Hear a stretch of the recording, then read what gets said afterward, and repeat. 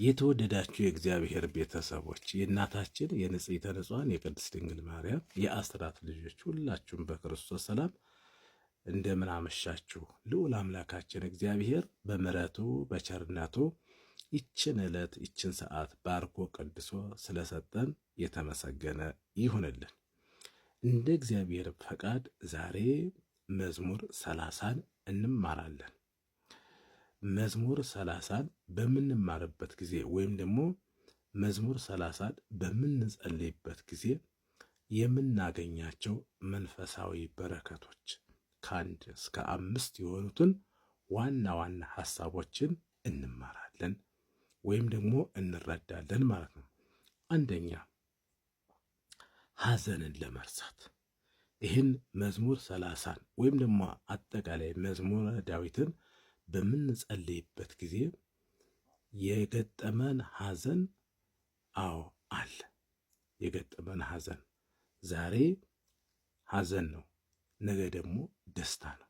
ስለዚህ ዛሬ የገጠመን ሐዘን ወይም ደግሞ ጠዋት ላይ የገጠመን ሐዘን ማታ ደግሞ ተመልሶ ደስታ እንደሚመጣ ማሰብ፣ ደስታ ወደ ቤታችን እንዲገባ፣ ሐዘን ተወግዶ ችግር ተወግዶ ደስታ ወደ ቤታችን እንዲገባ፣ በረከት ወደ ቤታችን እንዲገባ፣ ከፍተኛ መጽናናት በእግዚአብሔር ተስፋ ማድረግ ወደ ቤታችን እንዲገባ፣ ወደ ልባችን እንዲገባ፣ ወደ አእምሯችን እንዲገባ መዝሙር 30 መጸለይ ያስፈልጋል። መዝሙር 30 በምንጸልይበት ጊዜ እግዚአብሔር አምላክ ሐዘናችንን አስረስቶ አስወግዶ ይልቁንም ደግሞ ፍጹም ደስታ ወደ ልባችን ወደ አእምሯችን እንዲሁም ደግሞ ወደ ቤታችን እንዲገባ ያደርጋል ማለት ነው። አንደኛ እሱ ነው። በሁለተኛ ደረጃ ፈውስ ወይም ደግሞ ጤና እናገኛለን። መዝሙር 30 ወይም ደግሞ መዝሙረ ዳዊትን በምንጸልይበት ጊዜ ደዌ አለብን፣ በሽታ አለብን፣ የውስጥ ደዌ የውጭ ደዌ ማለትም እንዲህ በስጋ የሚታይ በሽታና በውስጥ ዝም ብሎ የሚያም በሽታ አለ። ማለትም የስጋ ደዌና የነፍስ ደዌ፣ የስጋ በሽታና የነፍስ በሽታ፣ በዚህ ተይዘን ልንኖር እንችላለን። ስለዚህ ከተያዝንበት ወይም ደግሞ በውስጣችን ካለው ደዌ በሽታ እንዲርቅልን ወይም ደግሞ በሽታው እንዲፈወስልን ከበሽታ ተፈውሰን ነፃ እንሆን ዘንድ መዝሙረ ዳዊትን ወይም መዝሙር 30ን ብንጸልይ በፍጥነት ከዚህ ደዌ ወይም በሽታ እንድናለን ማለት ነው። ስለዚህ መዝሙር 30ን ምንጊዜም ቢሆን መጸለይ ያስፈልጋል። ሁለተኛው ይሄ ነው። ሶስተኛ፣ አንዳንድ ጊዜ በራሳችን ፈቃድ፣ በራሳችን ኃይል፣ በራሳችን እውቀት፣ በራሳችን ጥበብ፣ በራሳችን ኃይል ነገሮችን ሁሉ እንደምንሰራ እንደምናከናውን አድርገን እንቆጥራለን። በዚህም በልባችን ውስጥ ትዕቢት ያድራል ማለት ነው። ትዕቢት፣ ይሄ ግን ትክክል አይደለም። ጥበብን የሰጠ እግዚአብሔር ነው። እውቀትን የሰጠ እግዚአብሔር ነው። ኃይልና ብርታቱን የሰጠንም እግዚአብሔር ነው። ጉልበቱን ሁሉ የሰጠን እግዚአብሔር ነው።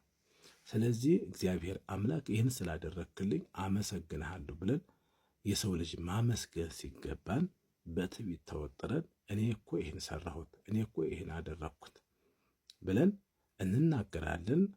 ይሄ ደግሞ እጅግ በጣም አሳዛኝና በጣም ተስፋ የሚያስቆርጥ ትክክልም ስላልሆነ ኃጢአትም ስለሆነ በልባችን ውስጥ የገባው ትዕቢት በፍጥነት ከአእምሯችን ከልባችን እንዲወገድልን ይልቁንም ደግሞ ሁሉ ነገር የእግዚአብሔር መሆኑን አውቀን ተረድተን የሰራነውን ስራ በሙሉ ለእግዚአብሔር መስጠት እንደሚገባን መዝሙረ ዳዊትን እና መዝሙር 30ን ስንጸልይ በልባችን ውስጥ ያለው የተጸነሰው ትዕቢት ከኛ ይወገዳል።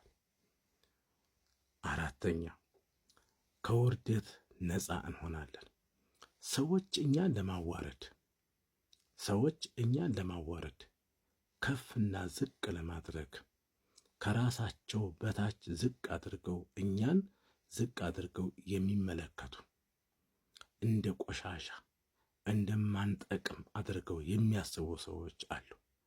እኛ ግን በእግዚአብሔር ዘንድ የምንጠቅም፣ በእግዚአብሔር ዘንድ ከፍ ያልን የተከበር፣ በእግዚአብሔር ዘንድ ሰው መሆናችን ይታወቃል።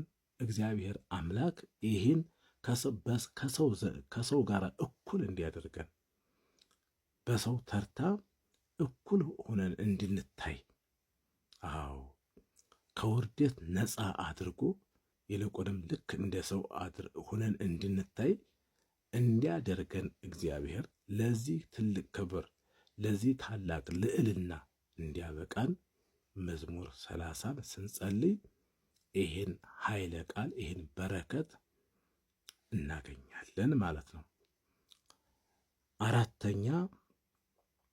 አምስተኛ በቤታችን በረከት ይገባል። መዝሙር 30ን በምንጸልይበት ሰዓት በተለይ ደግሞ ይነስም ይብዛም ቤት ሰርተን ጎጆ ቀልሰን ዝም ብለን የቤት ግሳንግስ ዕቃ አስገብተን ቤታችንን ለማሳመር ለዓይናችን ብቻ ለማሳመር ይህን ሁሉ ከምናደርግ በፊት እግዚአብሔር አምላክ የቤታችንን መሰረት ያጸናው ዘንድ ቤታችን በማዕበል እንዳይመታ፣ ቤታችን በእሳት እንዳይቃጠል፣ ቤታችን በተባራሪ ጦርነት ወይም መሳሪያ እንዳይመታ እንዳይወድምብን እግዚአብሔር አምላክ ቤታችንን ይባርክልን ዘንድ እንዲሁም ደግሞ በቤታችን ሰላምና በረከት ፍቅር እንዲገባ መዝሙር 30ን መጸለይ ያስፈልጋል ማለት ነው። የተወደዳችሁ የእግዚአብሔር ቤተሰቦች ሰው ቤት ሰርቶ ዛሬ ሰርቶ ነገ ብዙም ሳይቆይበት ራሱ ከዚህ ዓለም በሞት ሊለይ ይችላል። ብዙም ሳይቆይበት ማለት ነው። ለፍቶ ደክሞ ነጭ ላብ አውጥቶ ወጥቶ ወርዶ የሰራው ቤት ብዙም ሳይቆይበት በሞት ሊያልፍ ይችላል። ጥሎት ሊሄድ ይችላል። እንደገናም ደግሞ በእሳት ሊቃጠል ይችላል። በማዕበል በጎርፍ ሊወሰድ ይችላል። በማዕበል በነፋስ በአውሎ ነፋስ ሊደረመስ ይችላል። በተፈጥሮና በሰው ሰራሽ ያ ቤት ሊጠፋ ይችላል። ለዚህ ሁሉ ደግሞ እግዚአብሔር ካልጠበቀ ዋጋ የለውም። እግዚአብሔር ከጠበቀ ግን ነፋስ ነፈሰ፣ ጎርፍ ጎረፈ፣ በፍጹም ያ ቤት በእግዚአብሔር ዘንድ የተባረከ የተቀደሰ የተጠበቀ ስለሆነ ምንም ነገር አይሆንም። እንደገና ደግሞ ቤት ሰርተ በረከት ካጣህስ፣ ትልቅ ፎቅ ሰርተ አፓርታማ ቤት ሰርተ በጣም ውብ የሆነ ቤት ሰርተ በቤቱ ውስጥ ሰላም ከሌለ፣ በቤቱ ውስጥ በረከት ከሌለ፣ በቤቱ ውስጥ ጤና ከሌለ፣ ሞት ከሰፈነ ቤቱ ትልቅ ነው፣ ግን በቤቱ ውስጥ ግን ፍቅር የለም። ስለዚህ ይህን እንዲያደርግልህ መዝሙር 30ን መጸለይ ከሁላችንም ይጠበቃል። ስለዚህ ሐዘን ጠዋት ይገባል፣ ደስታ ደግሞ ማታ ይገባል። እግዚአብሔር አምላክ ጠዋት ያመጣውን ሐዘን፣ ጭንቀት፣ ፍርሃት፣ ስጋት፣ መከራ አስወግዶ በምትኩ ማታ ደግሞ ደስታ፣ በረከት፣ ሰላም፣ ፍቅር እንዲገባ በቤትህ ምንጊዜም መጸለይ ያስፈልጋል ማለት ነው። ስለዚህ ያስተማረን የመከረን ልዑል አምላካችን እግዚአብሔር ለዘላለሙ የተመሰገነ ይሁንልን። ይሄ መንፈሳዊ ትምህርት በተለይ ደግሞ በመዝሙረ ዳዊት ዙሪያ ላይ የምናብራራው የምናስተምረው ትምህርት ለሁሉም ይደርስ ዘንድ ፎሎ፣ ሼር፣ ኮፕሊንክ እንድታደርጉ በድጋሜ በእግዚአብሔር ስም እጠይቃችኋለሁ። በሰላም እደሩ። ይቆያል።